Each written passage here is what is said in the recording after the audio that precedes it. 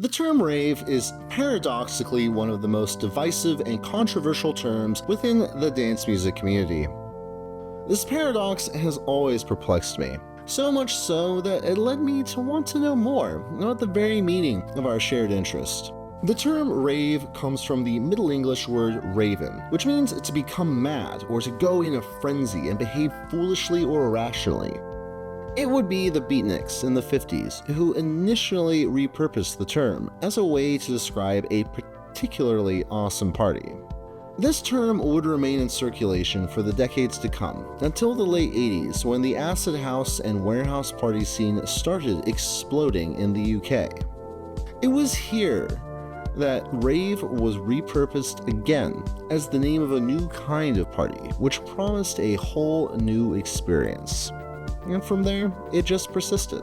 Now, I will be the first to admit, a lot has changed since those days. When I first started raving back in the day, it was the twilight era of the real outlaw days of raving. And the first place I raved was a crack house called the Black Hole. And believe me when I say it was a slightly different vibe back then. After the rave act started defining venues that hosted quote-unquote raves as crack houses, the entire industry had to make some serious changes and do a rebrand to keep the good times going. This is where the crux of the issue about the term rave starts.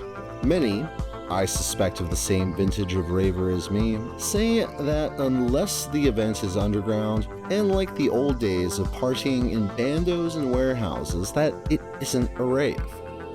I completely disagree with this assertion. As a nostalgic and sentimental bastard, I can see where they're coming from. There's always going to be something about those early days of falling in love with the music and the culture that will be very special for every raver. But like all things in life, things change.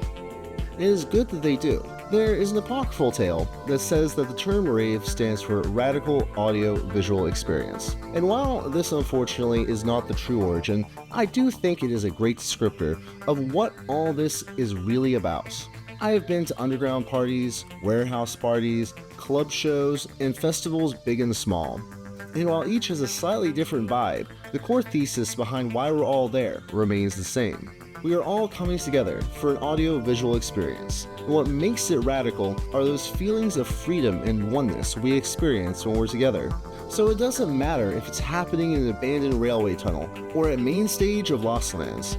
As long as you're having the time of your life listening to dope music and dancing with the people you love, it's a rave.